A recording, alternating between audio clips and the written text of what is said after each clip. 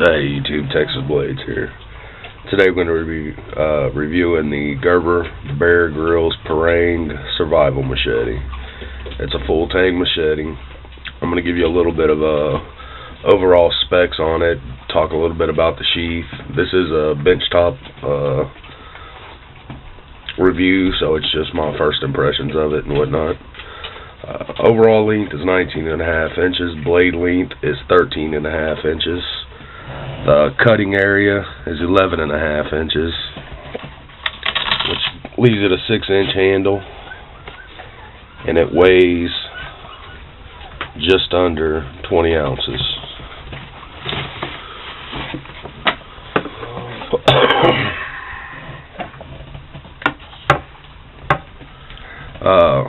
Blade material, most people can't tell you what it is. They just keep saying it's Gerber mystery steel, and that's not the case. It is, after a little bit of research, I found out it's 1055 medium carbon steel, and it is 1/8 of an inch thick. So it's a nice thick machete. Let's see. Cost is between $35 and $40, depending on where you pick it up at. This is the updated version, by the way, so it's post-recall. They did have a recall on the original design. I don't know if they did on the smaller one, because they do sell a shorter version of this, more compact. This is the full-sized. And I'm not sure if they did a recall on the small one, but I know they did on the big one, so this is the updated version. The sheath weighs right in at 6 ounces. It is mil spec, which is supposed to be military spec, but that term is thrown around quite loosely now. So, mil spec, mildew resistant ballistic nylon. It's got a little Velcro strap to lock in the machete. Comes with ground air hand signals on the back of it here, and then inside of here is the little Bear Grylls waterproof survival guide. I just tucked it back in behind this. Same little survival guide that comes with all the Bear Grylls products. Now I'm just going to get into a little bit of what I think about the blade. We are going to do an update review. I'm going to do field tests with it. I'll be filming that. And then I'm going to do an update review and tell you what I think about it after I use it a little while. And I can tell a couple of things that I'm already not going to like about it and things that I am. So let's just jump into it. I think for the price, it's what you pay for, and at $35, it's a price that appeals to the masses. I do wish the sheath had snaps on it instead of Velcro, and they use some thin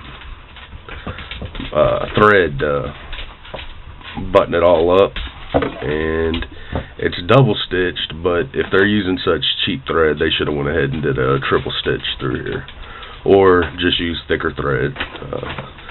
That's probably going to be the felling point of the sheath. If it fails, it's going to be due to the thread size. Also, I don't like the plastic on the handles. It just feels cheap. I don't know if it's like ABS or something. It just doesn't feel good. You know, for what you pay for it, it should be not necessarily micarta or anything, but I don't know, just maybe even Zytel, you know what I mean? Just it's just as cheap as ABS, and it just feels a little bit better in your hand.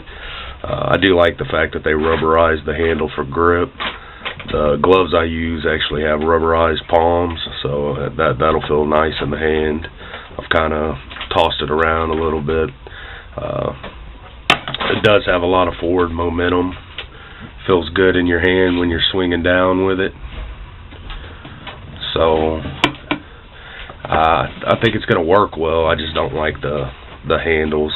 And also the color scheme they went with, orange and gray and black. I wish they would have just picked two colors, preferably gray and black, but you know, they got to have that survival color in there, which is fine. Just I wish they would have went with a machine gun gray still, or they would have went with a black handle where the rubber is. This is like a charcoal gray. I also like the ribs they cut in it.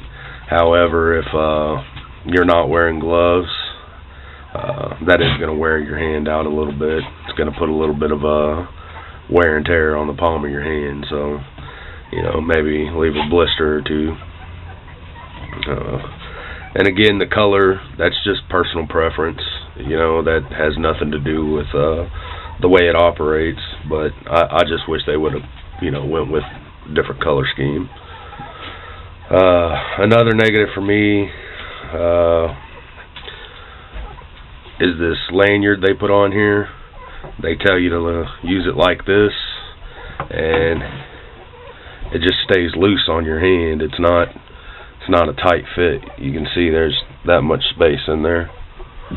So what I've done is, see if I can figure this out. I slip that around the back, and that leaves it nice and tight, you know.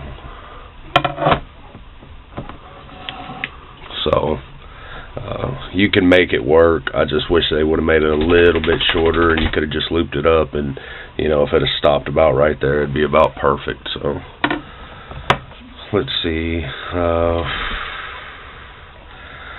I love the fact that they went with 1055. I call that a medium carbon. Some people call it high. I'm sure it's classified as a high carbon still, but I call it medium. You know, I don't call it high carbon. But I'm glad they went with 1055 because it's hard enough that it'll, you know, hold a good edge on it, but yet absorbent enough to take the impact and shock from being a machete. You know, it's not going to shatter. I believe it would bend before it would shatter. So I like that 1055. That's perfect for me. I also love the parang design.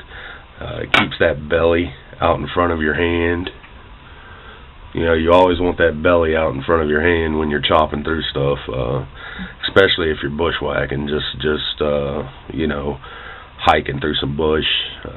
You're going to be cutting a lot, so you want something that's well out there, something that's top heavy, and the parang design is probably my favorite machete design. So I enjoy it a lot. Well, we're going to be doing some field tests with this thing. I'm going to upload another review on my other channel for Rando Survivor.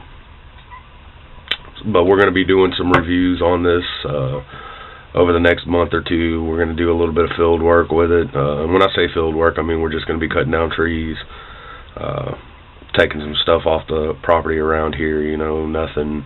We're not going camping with it. I'm not taking it camping until I know it's proven. You know, you get out there and it breaks, then you don't have nothing to cut wood with. And I know my hatchet works well when I go camping, so I'm going to continue to use the hatchet for now. But we are going to, you know, field test it a little bit, do some things around the house with it.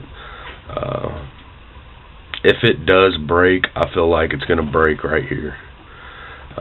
You know, it's got a hole drilled through it here, through the tang. And so you got this much still on one side and this much still on the other. So if it fails, it's going to fail inside the handle right here, I believe. So when we get them field tests up, we'll go ahead and get those videos put up just as quick as we can. That's just my first impression of it. I'm going to go ahead and rate it. I rate 1 to 10 stars, and right out of the package I'm going to go ahead and give it a 6. And that's just because I don't know too much about it yet. We're going to use it, and I'll change that rating system for sure. It'll either go up or down, one or the other. And if it does break, hopefully we'll catch that on film and have a good Bear Grylls fail. Not that I want Bear Grylls to fail. Hell, I paid, you know, $40 for it. I don't want it to fail. I want it to work. I want it to do what it's supposed to do. So we're going to do it, and we'll get those videos out just as quick as we can. Thanks for watching, YouTube.